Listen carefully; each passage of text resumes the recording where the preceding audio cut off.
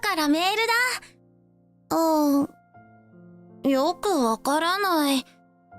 子供ってどうやって作るの？は？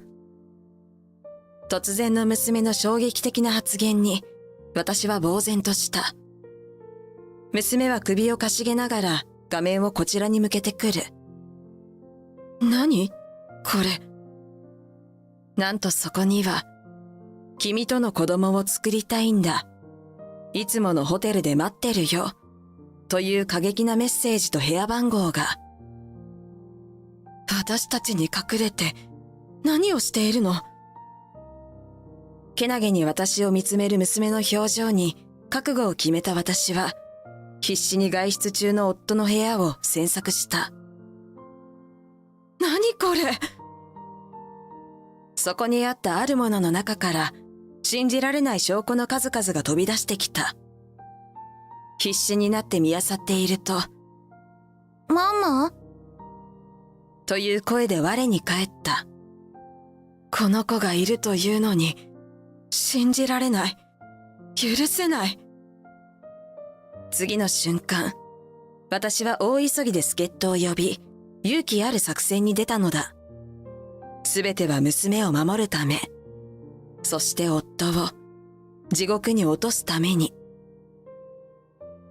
私は青山美奈、39歳。同い年の夫と結婚して11年。娘の綾乃は今年小学4年生だ。娘が生まれてから毎日が充実している。子供の成長とは著しいものだ。しかし、そんな娘の教育方針について、夫と合わないことが出てきた。ママ、そろそろ図書館行きたい。読書の秋だしね。じゃあ週末に行こうか。やったー！娘は勉強が大好きで、特に最近は本を読むことにハマっている。自ら学問に興味を持ってくれるなんて、親としてはこんなに喜ばしいことはない。しかし、そんな私たちの会話に近くでスマホをいじっていた夫が割って入った。今時紙の本なんて時代遅れだよ。電子書籍があるだろう。そもそも、今の時代面倒な計算や膨大な知識は全部 AI が解決してくれるんだから、本を読む時間があったら、プログラミングでも学べば。まずは、デジタルデバイスの入門編として、スマホを買ってきてやるよ。そうなの？何も知らない無垢な娘は、夫の言葉を鵜呑みにしそうになっている。いや、違うわ。確かにコンピューターの発展とともに、教育のあり方も変わってきたけれど、本当に必要なのは、それを使いこなす上辺だけの技術ではないわ。コンピューターに何をやらせるのが効率的かを考える思考力、コンピューターの出した結果が正しいかを精査する判断力、そしてそれらを社会のために積極的に活用しようとする表現力よ。文部科学省だってそう言ってるじゃない。すると夫はいきなり机をドンと叩いた。はあ？なんだよ、偉そうに小難しい言葉を並べて。そうやって頭でっかちだから時代の変化を受け入れられないんだよ。いいか、お前は間違ってる。正しいのは俺だ。夫はそう言うと、私の意見に耳を傾けることなく、舌打ちを残して部屋を出た。難しくてよくわかんない。そう悲しそうにつぶやく娘を、私はフォローする。大丈夫よ。本を読んで世界を知れば、自分の力で切り開けるわ。じゃあ、図書館、行くよね。もちろんよ。はい。次の日、深夜に帰ってきた夫は、本当に娘にスマホを買ってきた。最新の機種だ。初期設定は済ませてあるし、俺たちの連絡先も追加済みだ。え？私は開いた口が塞がらなかった。最新の機種なんて10万は確実だろう。そんなお金どこから？つぶやいた私に夫は答える。は？決まってるだろ。教育費の口座だよ。そんな。それは娘の将来のためにと毎月コツコツお金を入れている口座だ。そんな大事な口座から勝手にお金を使うなんて。どうしてそんな勝手なことするのよ。私はつい声を荒げてしまった。勝手じゃない。ちゃんと AI と相談した結果だ。そんなバカな。バカは時代遅れのお前の方だ。黙って俺の言う通りにしろ。そして夫はまたも舌打ちをしながらリビングを出て行った。夫は最近本当に私の意見を聞いてくれなくなった。それどころか何気ない会話の時間も激減し、夫は常にスマホやパソコンと見つめ合っている。もっと夫婦で娘のことなど話し合いをしたいし、せめて娘がいる前ではデジタルデバイスに熱中せずに娘の顔を見てほしい。これは私のわがままなのだろうか。しかし、買ってしまったスマホについてはどうしようもない。娘の年齢には少し早いような気もするが、便利なことには異論の余地がないため、私は娘にスマホを手渡すことにした。正しい使い方を教えればいいのだ。私が夫に反抗せずに娘にスマホを渡したからだろうか。夫は心なしか、それ以来機嫌が良くなった。私に強く言うこともなくなったし、舌打ちもしなくなった。しかし、今になってみればわかる。それは、夫が私たちを見る目が好意的になったからではない。むしろ逆で、私たちへの興味を完全に失っていたからなのだ。そして、その事実に気がつくのは、皮肉にも、夫が娘に買い与えたスマートフォンがきっかけだった。週末、私は約束通り、娘と図書館に行く準備をしていた。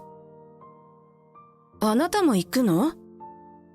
休みにもかかわらず、珍しく起きてきてシャワーを浴びた夫にそう問うと、夫はこう答えた。行かないよ。俺はもっと近未来的な場所に行くから。そう。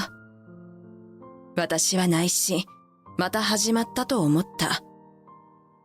夫の自慢話、すなわち、私たちを見下す話はうんざりだ。これ以上話を広げられないよう、私は口をつぐんだ。行ってきまーす。はいはい。行ってらっしゃい。夫にめんどくさそうに見送られ、私たちは家を出た。やがて図書館の入り口で私は思い出す。そうだ、綾乃。スマホ、マナーモードにした？娘は私の声かけにスマホを取り出した。忘れてた。あれ、パパからメールが来てる。なんだろう。忘れ物したかな？よくわからない。子供ってどうやって作るの？は？突然の娘の衝撃的な発言に、私は呆然とした。娘は首をかしげながら画面をこちらに向けてくる。ママ、これどういう意味？何、これ。なんとそこには、君との子供を作りたいんだ。いつものホテルで待ってるよ。という過激なメッセージと部屋番号が。何が、近未来的な場所よ。大きく目を見開く私に、ただならぬ緊張感を感じたであろう娘は、焦ったように聞いてきた。綾乃、何か忘れてる？何か作らないといけないの？私は必死にごまかした。ほら、パパこの前、プログラミングがどうとか言ってたじゃない？何かプログラムを作るんじゃないかな。綾乃に教えてくれるんじゃない？本当？じゃあホテル行く。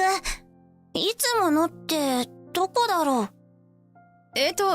それは、多分家のこと？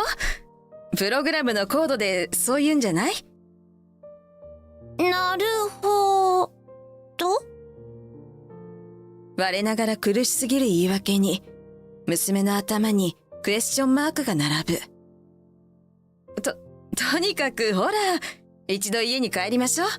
パパがいるかも。うん、わかった。そうして私たちは来た道を急いだ。もちろん、夫は家にいるはずもないだろう。本当の目的は夫に会いに行くとか、そんなことではない。私はもう、夫を地獄に陥れる心の準備はできている。私は、早歩きで必死についてきてくれる娘を見て、ぐっと拳を握った。家に着くと、私は夫の部屋に直行した。パパ、いないね。そうね。綾乃、急いで歩いて疲れたでしょ？リビングで休んでいていいわよ。わかった。私は娘が休んでいる間に必死に部屋中を詮索した。ダメか。パソコンは鍵がかかっていて開けられない。思考力、判断力、表現力よ。私は自分に言い聞かせながら周りを見渡す。これは？机の隅に見慣れない本を見つけた。あの人、紙の本は読まないんじゃ。私は吸い込まれるようにその本を手に取った。何これ？そこには信じられない証拠の数々が散りばめられていたのだった。必死になって見漁っていると、ママ？という声で我に返った。図書館まだ？そうね。ママ、ちょっと休養を思い出したの。おばあちゃんと図書館に行ってもらえる？そうなの？わかった。とっさに口にした言葉だったが、案外この状況における最善手かもしれない。私は近くに住んでいる義母に連絡を入れ、娘を迎えに来てもらった。お待たせ、綾乃ちゃん。おばあちゃんと図書館に行きましょうね。はーい。あれ、おじいちゃんも行く？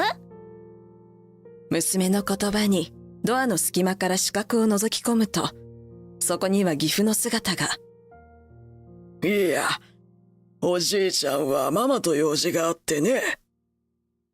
義父はそう言うと、私の目を見て軽くうなずいた。きっと義母に軽く事情を話しておいたため、心配して来てくれたのだろう。私が二人を見送ると、義父はすぐに口を開いた。ヒロトが浮気とはどういうことだ？ご心配おかけして申し訳ありません。これ。私は例の本をパラパラと広げた。なんだこれは。そこには、ホテルの割引券や現金が挟まっている。それも、割引券は会員様限定ポイントカードなるものだ。これは確かに、密会場所はいつものホテルになるわけだ。これだけじゃないです。私は別のページに挟まるメモ用紙を取り出し、その文字列をパソコンに打ち込んでみせた。そうして開いたパソコンを凝視した義父は、鬼の形相で言った。よし。今から行こう。行くって、どこに？ギフは無言で割引券を指さす。まさか。ああ、こんなの黙っていられるわけがないだろう。直接言ってあいつを地獄に落とす。わかりました。私ももう覚悟はできている。まさかホテルに突しようだなんて作戦はとてもじゃないが思いつかなかったが、ギフがいれば安心だ。私たちはすぐに家を出た。数分後、例のホテルの前に着くも人の気配はない。私はギフと気まずさをこらえながら立ち尽くした。勢いで来たが部屋番号がわからんと。私は記憶をたどった。203。203です。綾乃にご送信したメールに書いてました。よし。部屋の前に着くと、ギフは戸惑うことなくチャイムを押した。相当待ちわびていたのか、バタバタと勢いよく足音が近づいてくる。待ってたよ。なんでいんの？夫の開口一番のセリフはそれだった。驚きのあまり、他に言う言葉は見当たらないようだ。あなたがここに来るようにメールをよこしてきたんでしょ？綾乃の代わりに来たのよ。夫は私のこの言葉で、ようやく誤送信に気がついたようだ。一気に青ざめながらうつむいた。お前こそ、なんでこんなところにいるんだ？説明しなさい。ギフの怒号に、夫はビクッと肩を震わせたかと思うと、それはなぜか、言い訳のスイッチのように夫を豹変させた。ちょっと待って、説明はそっちからだろ。なんで親父が俺の嫁とホテルになんか来るんだよ。は？突然の夫のブチギレに、私たちは口をあんぐり。いつからだよ。説明しろよ。何を言っている？何ってお前、親父とそういう関係なんだろ。この発言に、ギフは頭を抱え込む。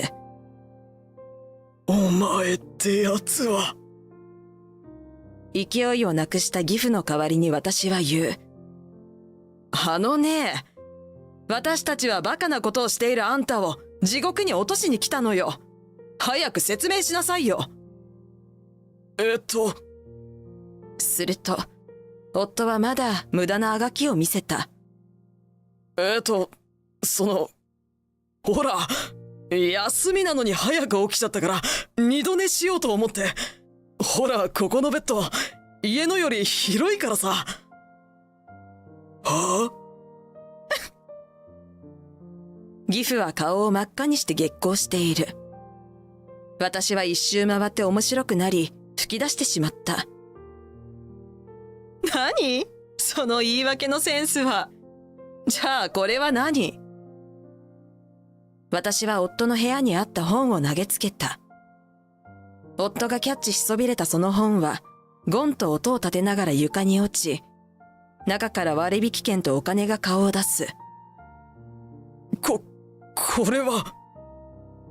忘れてたから、持ってきてあげたわ。夫は少しの間、まるで言い訳を考え込んでいるかのように黙り込んだかと思うと、信じられない言葉を並べ始めた。別に、いいじゃないか。はあ？俺の優秀な遺伝子は多く残した方がいいだろう。その方が青山家も長く続いていくし、日本の未来に貢献してるんだ。は？私は、夫のあまりにも斜め上の言い訳に、もう何も言い返せなかった。次の瞬間、気づくと部屋いっぱいに鈍い音と、夫の叫び声が響き渡っていた。いて！お前、自分が何を言っているのか分かってるのか？もしお前が本気でそんなことを言っているのなら、お前の遺伝子こそ今すぐ断ち切るべきだ。お前はいつから人の心をなくしてしまったんだ。なんでこうなるんだよ。全部バレないように完璧に隠したはずだったのに。俺は全部 AI の言う通りにしたのに。そう。履歴は全て見させてもらった。文字で AI に質問すると、人間と変わらない文章で答えてくれるサービスに、夫は浮気の証拠の隠し場所や、それがバレないように私や娘にどんな態度を取ればいいかなど、一挙手一投足を全て相談していたのだ。だから言ったでしょ。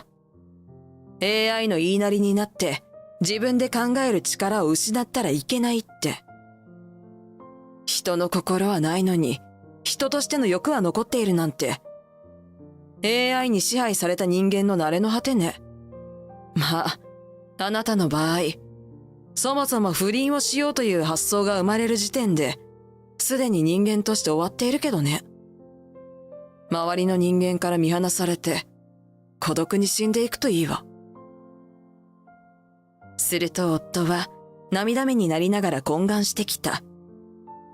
許してください。今さら謝ったって遅いわ。それに、今のあなたは自分のために謝っているようにしか見えない。今日、ここに来るまで、少しでも綾乃のこと考えた？それは。そんな人と、綾乃はもう会わせられない。さようなら。やだ！親父からも何とか言ってくれよ。なんとか。ああ、わしもお前とはもうこれまでとさせてもらう。以上だ。そんな。私たちは泣きじゃくる夫を置いて部屋を出た。後日、私と夫は正式に離婚した。弁護士を雇い、元夫に慰謝料250万円と、娘が成人になるまでの養育費を請求した。浮気女とも接触に成功し、慰謝料120万円を請求した。元夫からは、あれから何度も謝罪のメールが送られてくる。電話をかけてこないあたり、どうせ AI にでも考えてもらった謝罪文なんだろう。私はそんな心のこもっていないメールを開封する気にもならず、すべてゴミ箱に入れた。義両親は離婚にあたって最大限のサポートをしてくれた。娘が転校することのないように近くに新しい家を探してくれ、初期費用と引っ越し代をすべて出してくれた。そんな義両親との関係は、娘がおばあちゃん子であるということもあり、離婚後も良好なままで、今でも頻繁に義実家を訪れている。その際に義両親は、時々元夫の現状を教えてくれる。その話をまとめると、浮気女は社内の人だったため、会社にバレて2人で退職。それからなかなかフルタイムの仕事が見つからず、初めは2人してパートタイムや日雇いの職を転々としながら食いつないでいたらしいが、そんな生活に浮気女はとうとう限界を迎え、蒸発してしまったそうだ。本当にざまあみろとしか言いようがない。一方の私は、綾乃、プログラミング習いたい。そうなの？パパに教えてもらえなかったし。ごめんね。ママは悪くないよ。綾乃、よくわからないけどわかる。だからね、綾乃が今度はパパの代わりにママを助けられるように頑張りたいの。綾乃。この子は間違いなく、人の心とこれからの時代を生きていく思考力、判断力、表現力がある。この子となら、私も強く生きていける。私は娘を誇りに思った。